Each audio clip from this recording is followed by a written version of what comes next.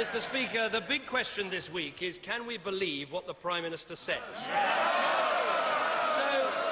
So let us start with his credibility gulf over the election. The Prime Minister was asked this: hand on heart, if the polls showed a 100-seat majority, would you still have called off the election? And he said yes. Does he expect anyone to believe that? And, Mr. Speaker, I will take no lectures from the Leader of the Opposition. This summer,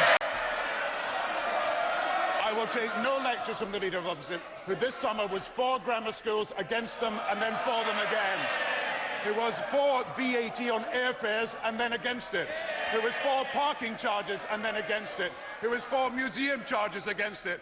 I will take no lectures from the Leader of the Opposition about these matters. He's the first Prime Minister in history to flunk an election because he thought he was going to win it. Does he remember writing this? It's in his best-selling book about courage. As far back as I can remember, I've been fascinated by men and women of courage, stories of people who took brave decisions in the service of great causes, especially when more comfortable and far less dangerous alternatives were open to them. Does he realise what a phony he now looks? Has he found a single person who believes his excuses for cancelling the election? Mr. Speaker, he talks about a clamour for election. I looked at the Downing Street website this morning. Certainly there is a petition. There is a petition on the Downing Street website. Order. Allow the Prime Minister to answer. Prime Minister. Certainly there is a petition on the Downing Street website calling for an election. It is signed by 26 people. And not one of them are the Conservative front bench.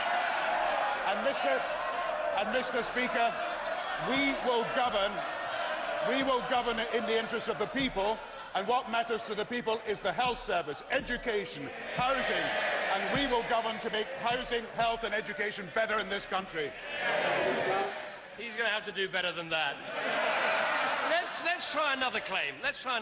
Did the draft of the pre-budget report written before the Conservative Party conference include plans for the taxation of non-doms and the raising of inheritance tax? A simple question, yes or no? I think if he looks back to the summer and interviews given by the Chancellor, he talked about these very issues. And I may say, we have raised the exemption on inheritance tax on 10 occasions since 1997. We have dealt with tax avoidance in relation to non-domicile and non-resident on many occasions since 1997, and we are going to continue to take the right decisions for the country. Now, it's very interesting he's raised inheritance tax and non-domiciles, and I think we can have a detailed discussion of this over the next few weeks. And I think he will have to explain to the House, as we will explain to the House, that on non-domiciles, there are not 150,000 non-domiciles, there are not even 115,000 who could pay this tax, there are only 15,000. And when the Conservatives start to look at the official figures, they will find they can only raise £650 million, not £3.5 billion as they claim. And as for inheritance tax, and again, I welcome the debate we're going to have in the country on this. I welcome the debate. As for inheritance tax, we can exempt estates below £700,000 by 2010 and put money into health and education. The Conservative Party are going to put £2 billion into giving money to those with estates above £950,000, £1 billion to those already rich. Now, when the debate is held in the country, people will choose our policies and reject theirs. I tell you what, if you've got some questions about our policy, find a bit of courage, discover a bit of bottle, get in your car, go down to Buckingham Palace and call that election. The Prime Minister now tells us he was planning to change the rules on inheritance tax and non-doms all along. He is treating the British people like fools. Next he'll be telling us how much he admires Margaret Thatcher. Now let's try another example of straight talking from the Prime Minister. Your manifesto said that the Prime Minister has said that the Labour manifesto was an issue of trust. That manifesto promised a referendum on the European Constitution. Do you understand how it damages your credibility by not holding that referendum? Mr. Speaker, if we were having a debate on the euro, we would have a referendum.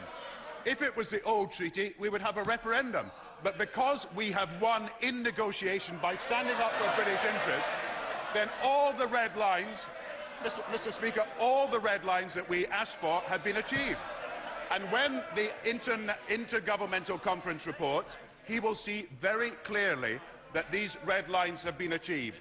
And I just ask him to look on this issue of the referendum. Every single Shadow Cabinet member that was in this Parliament in 1992 voted against a referendum on the Maastricht Treaty. Every country apart from Ireland that wanted a referendum a few months ago no longer wants a referendum. We stand up for the British national interest. We will continue to do so. Mr. Speaker, nobody believes him. The Labour-dominated European Scrutiny Committee says the EU treaty is substantially equivalent to the Constitution. They say that pretending otherwise is misleading. When Labour MPs say this, why should anyone believe him? Because I have the report here, and it makes a distinction between the treaty. Oh yes. Well, if they want a debate about the future, they should read the full report. And it makes a distinction between the treaty itself and its effect on Britain with the protocols, the opt-ins, the exemptions, the emergency brake and the veto. What he forgets is we went to Brussels and negotiated for Britain the opt-out, the protocol, the opt-in, the emergency brake. We have stood up for the British national interest. It's more than the Conservative Party ever did over Maastricht. What we won't forget and what the British people won't forget is that he made a promise and he's broken that promise. So we have got a Prime Minister who won't talk straight about the election, who won't own up on inheritance tax and won't keep his promises on an EU referendum. Never have the British people been treated with such cynicism.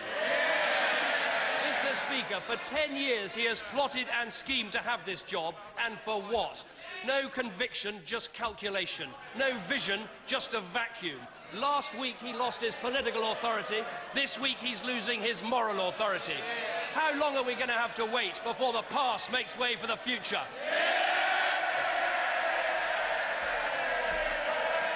This is the man.